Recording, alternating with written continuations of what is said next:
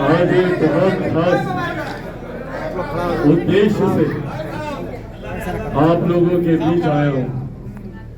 आज तक अपने लिए आता था, आज अपनों के लिए आया हूं। आज मैं मेरे जीजा आदरणीय अरुण भारती जी के लिए आज आप लोगों का वही प्यार, वही समर्थन, वही स्नेह मांगने आया हूं जो पिछले 10 सालों से आप लोग चिराग पासवान को देते आए।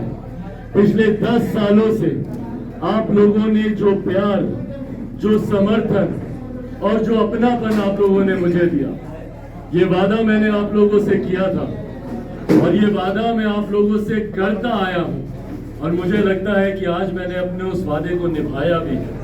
मैंने हमेशा आप लोगों से कहा था कि युवा बनकर आया हूं, बुजुर्ग बनकर ही जाऊंगा और आज ये माध्यम बने हैं मेरा। आज मेरे परिवार का सदस्य, मेरी बहन, मेरे बहनोई, आज जब ये यहाँ से चुनाव लड़ रहे, पार्टी का अगर कोई और सदस्य होता तो संभवतः उनसे मेरा नाता सांसद और राष्ट्रीय अध्यक्ष वाला होता, पर आज जब मेरे अपने परिवार के सदस्य यहाँ से चुनाव लड़ रहे हैं तो ये रिश्ता वही रिश्ता है जो आपके और हमारे बीच का रिश्ता है, एक भाई का रिश्ता, एक बेटे का रिश्ता। आप लोगों ने पिछले 10 सालों में एक बेटे की तरह मुझे प्यार दिया। मैं कहीं गलत गया तो आप लोगों ने मुझे समझाया, मैं कहीं भटका तो आप लोगों ने मेरा मार्गदर्शन भी किया और मैं ये उम्मीद आपको दिलाता हूँ, उम्मीद ही नहीं पूरा विश्वास आपको दिलाता हूँ कि मैं जिस लायक बना उससे बहुत बेहतर बेटा और बहुत बेहतर सांसद ये आप लोगों के लिए साबित होंगे। ये भी विश्वास आप लोगों को दिला कर जाता हूँ। इनके प्रयासों में कोई कमी नहीं होगी। पिछले 10 सालों में मुझसे जितना बन पड़ा, कम ज्यादा कई कार्य मैंने किए, कई कार्य अधूरे रहे और कई कार्य अभी भी करने बाकी हैं। उम्मीद ही नहीं, मैं ये विश्वास रखता हूँ कि आज जब मेरे अपने घर के सदस्य यहाँ आप लोगों के बीच मौजूद हैं, जिस क्षमता के साथ मैं प्रयास करता था, जिस क्षमता के साथ मैं कार्य करता था, आज जब मेरे जीजा जी यहाँ पर मौजूद हैं, ये उससे दुगनी तिगुनी क्षमता के साथ आप लोगों के लिए कार्य करने का ये काम करेंगे। ये वादा भी आप लोगों से करके जाता हूँ। साथियों, इस बार का चुनाव पुनः एक महत्वपूर्ण चुनाव है। इस बार हम लोग तीसरी बार हमारे प्रधानमंत्री आदरणीय नरेंद्र मोदी जी को देश का प्रधानमंत्री चुनने के लिए ये चुनाव हो रहा है। ऐसे में जरूरी है कि एक मत हमारे प्रधानमंत्री जी की झोली में जाए, एक ऐसे प्रधानमंत्री की झोली में जाए जिन्होंने दिन को दिन नहीं, रात को रात नहीं समझा और दिन रात हमारे देश के लिए वो प्रयासरत रहे, देश को आगे बढ़ाने के लिए वो प्रयासरत रहे, जिसका परिणाम है कि आज देश में ही नहीं दुनिया में भारत और भारतीयों का सर ऊंचा है। हमारे देश का नाम गर्व से लिया जाता है।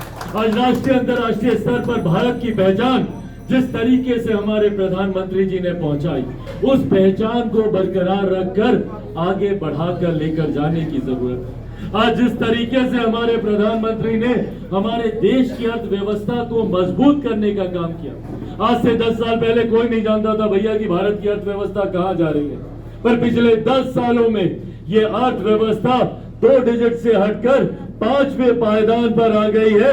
ये ताकत हमारे प्रधानमंत्री आदरणीय नरेंद्र मोदी जी की, और अगले 5 सालों में इस अर्थव्यवस्था को तीसरे नंबर पर लेके जाने का लक्ष्य हमारे प्रधानमंत्री जी ने रखा है।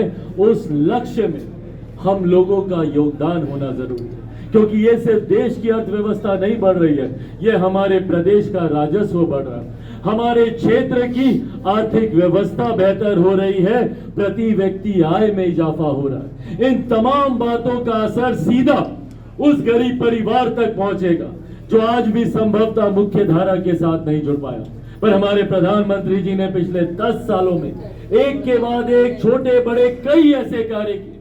महिलाओं के लिए जहां उज्ज्वला योजना लेकर आए तो वहीं इस बात को भी मेरे प्रधानमंत्री ने सुनिश्चित किया कि कैसे हम सब स्वस्थ रहे, हम लोग को स्वास्थ्य लाभ मिले।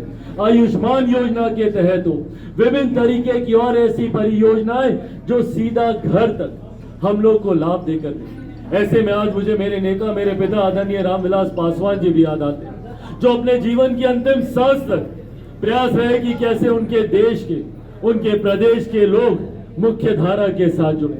ऐसे लोग जिनको आज भी मूलभूत जरूरतों के अभाव से जूझना पड़ता है, उनको कैसे उसका लाभ मिले। कोरोना का वो समय था जब देश की पूरी व्यवस्था ठप हो गई थी। ऐसे में जब हजारों किलोमीटर की यात्रा कर कर हमारे साथी दूसरे प्रदेश से पैदल चलकर आने के लिए मजबूर थे, ऐसे में मेरे पिता, मेरे नेता आदरणीय रामविलास पासवान जी ने उनके खाने की चिंता की कि उनको 2 वक्त का राशन कैसे मिलेगा। अपने स्वास्थ्य की चिंता ना करते हुए प्रधानमंत्री जी के पास गए और इस योजना का उन्होंने निर्माण किया, प्रधानमंत्री गरीब जन कल्याण अन्न योजना, जिसके तहत आज भी मेरे पिता के जाने के 3 साल के बाद आज भी देश की एक बड़ी आबादी 81 करोड़ लोगों को मुफ्त में राशन दिया जा रहा है। ये सोच आदरणीय रामविलास पासवान जी, आदरणीय नरेंद्र मोदी जी की रही। ऐसे में जरूरी है कि उनकी सोच को, गरीबों के प्रति उनके स्नेह को इसी विश्वास के साथ हम आगे बढ़ाते रहे। मेरे प्रधानमंत्री ने सरहद की भी चिंता की तो अंतरिक्ष की भी चिंता की। प्रधानमंत्री ने बुजुर्गों के स्वाभिमान की चिंता की तो युवाओं के जोश की भी चिंता की। ऐसे में जरूरी है ऐसे प्रधानमंत्री के हाथ को मजबूत करना, और खास तौर पर हम बिहारियों के लिए तो और भी ज्यादा जरूरी है, क्योंकि आज एक लंबे समय के बाद हमारे प्रदेश को डबल इंजन की सरकार मिली है।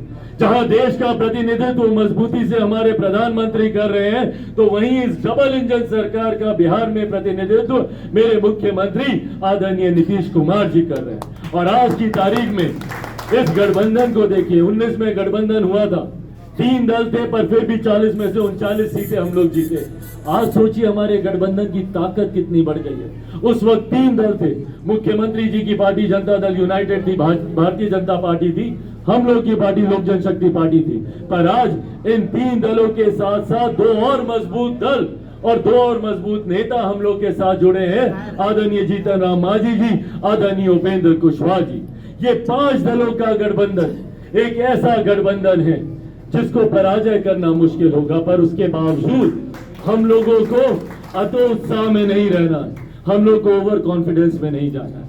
जैसा हमारे तमाम वरिष्ठ साथियों ने आपके सामने आग्रह किया, हर बूथ पर ईमानदार तरीके से मेहनत करनी होगी, और ये मेहनत ईमानदार होनी चाहिए। गलती से भी अगर हम लोग अपने किसी पुराने विवाद में उलझ गए या अपनी बातों में उलझ गए, तो इसका लाभ सिर्फ और सिर्फ विरोधी लेंगे, और विरोधियों को अगर लाभ मिला तो फिर बिहार और देश के वही हालात होंगे जो